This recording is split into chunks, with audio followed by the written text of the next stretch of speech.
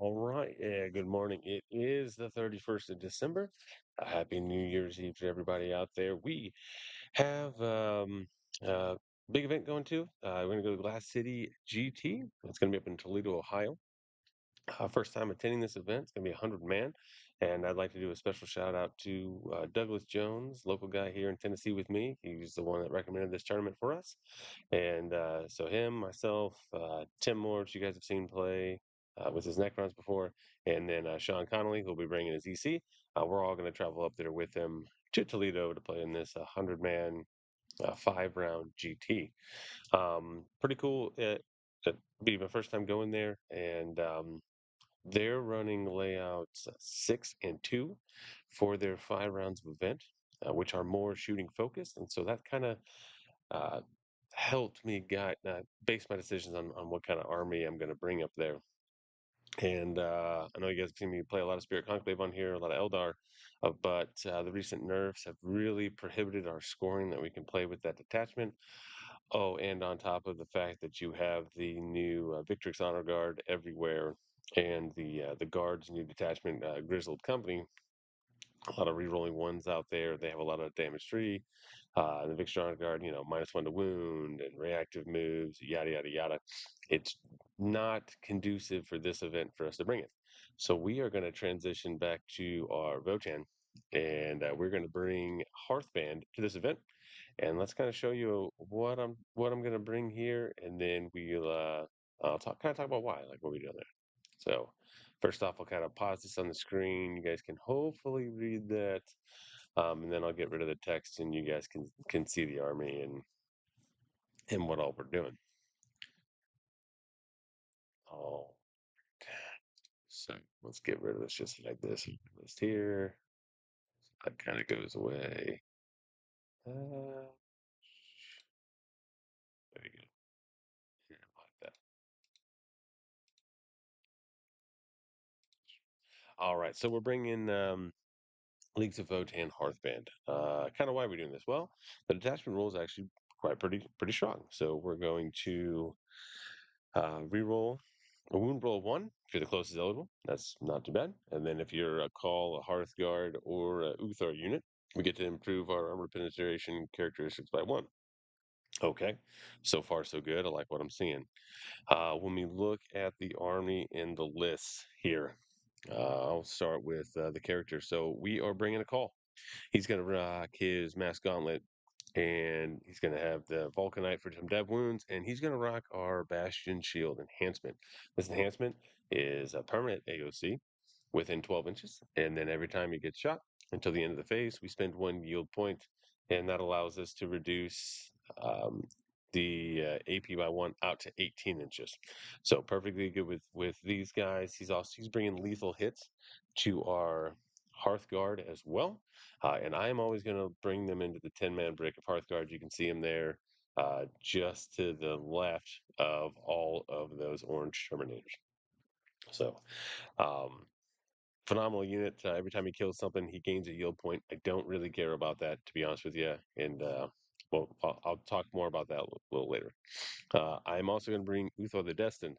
Now, he's going to lead a 5-man unit of Hearthguard. When I played this event at an Infinity Games RTT on the 20th of December, which I didn't make a list for that, kind of threw it together.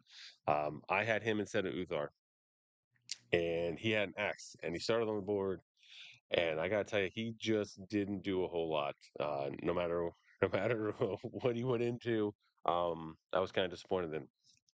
And with these newer detachments, they are still, big chunky boys out there. We got multiple Redemptors out there. We have, uh, the Tyranids that are playing their training assault, but they also have, the big monsters. It's almost like a Crusher Stampede, and Knights are still prevalent. So um, we took him out, went to Uthar.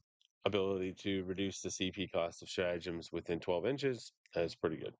Like I said, and he has the option to lead Hearthguard as well, and I'm going to put him in a 5-man Hearthguard unit there.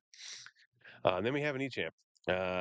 Again, Echamp, I ran two of these at an RTT where one was axe, one was hammer, and the hammer just outperformed the axe into whatever I wanted to throw him at. So he's going to hit on threes, but most of the time he's going to be hitting on twos because we're going to go after things on objectives, or he'll be standing on an objective.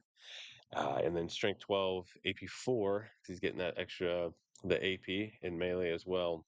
And D6 plus 1 damage is just it's too good to pass up. So we're going to take that. We're going to rock one unit of Hearthkin Warriors here.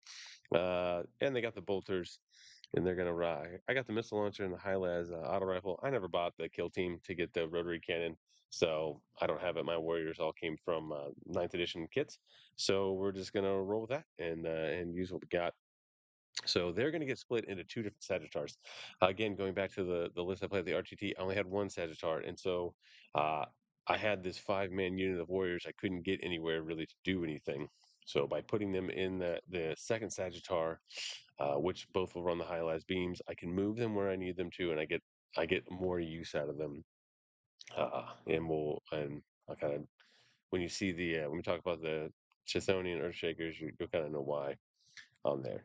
So the two Sagittars, right? We can say high las beam cannons on there, bolt cannons. I'll be able to advance them if I need them, especially in the early rounds because I can reroll advances, get them out. The units inside can still perform actions and work. So that's what we're going to use them for cleansing, scoring, just taking dropping 10 OC on a point. Count the Sagittar that goes up to 12. Has the ability to flip points as we need it where we go. I'm going to rock one Capricus Carrier. And again, that should be no surprise that it's going to. We have a unit of Jaegers that will split as well within. Having a unit that can react and move back into the carrier, even the carrier's ability to shoot something and suppress it can come up. Not that much, but it can come up in times we need it there.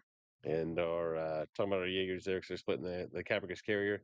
They're going to rock shotguns. We're going to have the APM launcher as well as the sniper rifle. All right, meat and potatoes of the list here. We get into the other data sheets. We are bringing a 6-man Thunderkin unit that is going to have the Graviton Blast, and then we're going to have two 3-man units of Graviton Blast as well.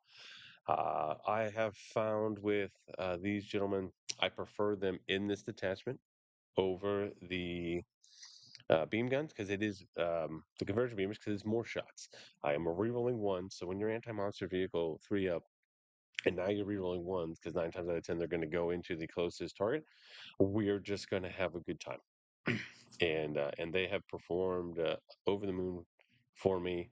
The ability to have the 6-man be the actual real damage dealer and have a 3-man support them to strip cover, or push real hard with the 6-man, do as much damage as possible, and have our single Hecaton kind of follow it up there with its longer range shooting of the railgun is really good. And so we've been using them in that regard, main vehicle damage dealer, and then using the secondary effect of them stripping cover when necessary. All right. With that, we'll go into the Earthshakers, right? So we have one unit Earthshakers that we sit on our home objective 9 times out of 10, and they rock the trimmer shells. So I don't think that forcing a battle shock test by itself is a good ability, just game wide. However, when you are forcing a battle shock test at -1, that opens up a lot of doors here. And so our plan here with them is we are using them to force the battle shocks where we want to turn off defensive strats. And I know like people don't put a lot of stock into that, but in my experience here, and I've only gotten about 6 games here with these guys as we pivoted getting ready for this event. They have just been monumental. Whether I played against a Drukari, where I was able just to pick off whatever Drukari unit I want to either whittle it down or destroy it, or it was going into, say, uh, a baby knight so that he can't do any defensive strats on there, or a big knight, so he can't give himself a feel no pain. It just works. And 36-inch range covers wherever we need to be. And since these guys are mainly on my home objective, that was a huge decision point of bringing in that second Sagittar mentioned, because I was leaving a unit of warriors in my home to help Siggy it, but then I couldn't really get anywhere. And I didn't really want to put them in reserves. It's easy to screen out. So um, bringing the uh, Earthshakers is what directly drove us into bringing the second Sagittar. All right, now the main damage dealers of the list, we are going to bring 20 Hearthguard spread across a 10-5-5. Um, in my experience, the 10 Hearthguard, led by a call, getting the lethal hits, dropping in, rerolling ones to hit, generally hitting on twos, so I'm going after things on objectives again. And with our lethals, we're going to spend the command points to give them +1 strength, and then we're going to spend a yield point to get sustained 1 on there, which is a huge breakpoint for our grenade launchers going up to strength 4. It opens up the door for a myriad of possibilities. The lethals, with them being AP1, and hopefully maybe we've ship cover with our Thunderkin, if that was the duo of the ability, we will take out most things in the game. So we have smoke checked Tyrannifexes. We have gone after no one's had their feel no pain on objectives. We have gone after a big Knight Lancer with his 4-up invuls. We with a feel no pain. Like this unit just deletes what we need it to do. And with those plasma going up to AP4, this is going to be a very excellent tool into those Victrix guards. So that's our main plan with there. And they have the concussion gauntlets as well. If we got to do some damage, 2 attacks on there. The sergeant's got the hammer, which is again another anti-vehicle, anti-monster 3-up. And yeah, that's kind of that's the play with them. Just delete the things that we need to delete on. And again, when coupled with our Bastion Shield, another good combo we've been doing defensively is I've actually been rocking them, having them go to ground. And then plus with the yield point thing, it saves up my 4-up invuln command point strat, usually in the fight phase, or it helps me. I can do it on a completely different unit, specifically that E-Champ one, because they're not going to rock a 5-up invuln because they have the teleport strike, and I'd rather have a 4-up on the E-Champ than just a 5-up across the board. All right, the 2 other units of Hearthguard, again, they're going to be exactly the same way. They're going to have the Graviton Hammer on the Sergeant, and then we're going to use our Plasma Guns as well. And again, they're rocking both teleport Chris. Now, the unit that's got Uthar in it down there, they got the gray with the orange shoulder pads. I have been starting them on the board, actually, to get that good coverage of -1 CP, again, where I need it, yeah, especially in the first turns of the game. Although I'm not opposed to obviously putting them in deep strike as well, because they has the Hellborn stress on there. Just kind of really depends on the matchup. If my opponent's going to go wide, I'm just going to be screened out, blocked out anywhere. I don't want to do that. All right, Hekaton Land Fortress. So I definitely tried to not bring Hekaton, actually. Kenny, Ronnie Kenny is a really good Votann player. He and I were going back and forth on rankings last year. And he rocks a no Hekaton, damn near no vehicle, um, Hearthband list. And it's really good. What I was finding with my test games here is I needed a little bit more mobility, just being in the corner deployments and being able to move around. And I was just finding he likes to use 2x3 bikes. The bikes just they don't do what they used to, and they weren't doing what I needed them to do into the targets I was facing. So we did decide to bring a Hecaton. Now, again, 9 times out of 10, 600 are going to go inside the Hecaton. It allows me to put my anti-vehicle fire where I need it. In a timely manner. So that is the plan there. And then if I need to, I can always throw Uthar's squad of Terminators inside the Hecaton to give me a stager point there if I so need it. And it's just a really good flexible piece. The Magnum Railgun is very good because the Hecaton's ignoring the hit modifiers. It's re-rolling ones to hit already. And hot dang, it's usually going to re-roll ones to wound as well. Because of our detachment ability, it becomes a reliable piece that we can use. Bringing us to the bikes, I still like one unit of Hearthskin Pioneers. Again, it gives us speed to the list, gives us the ability to up you down you, which our opponent has to kind of account for as they start running out of resources and they got to push things forward. And it's just a volume of shots that's going to ignore modifiers to hit, and it's going to be rerolling ones as well. Big fan of that. And again, I've already talked about the Jaegers on there.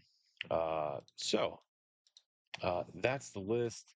The layout up there, again, between 6 and 2, it's very shooty. And that's where we're going to go on. We're kind of on a tear right now. We are 6-0. Correction, 7-0. Playing with list so far. We've gotten reps into some Nids, some Chaos Knights, some Imperial Knights, some EC, some Drukari, and I know I'm missing one or two there, and I can't think of it off the top of my head. But we'll be going up there. I know that I think Tabletop Live is streaming it, if I'm not mistaken. And so we're gonna have a good time, and we'll see you guys all afterwards for an after action deal on there, and we'll kind of hopefully do what we can with 100 people in 5 rounds. I believe there's going to be three undefeateds up there, and we're going to do our very best to be among one of those three. So I will catch you all after the new year, and see you later.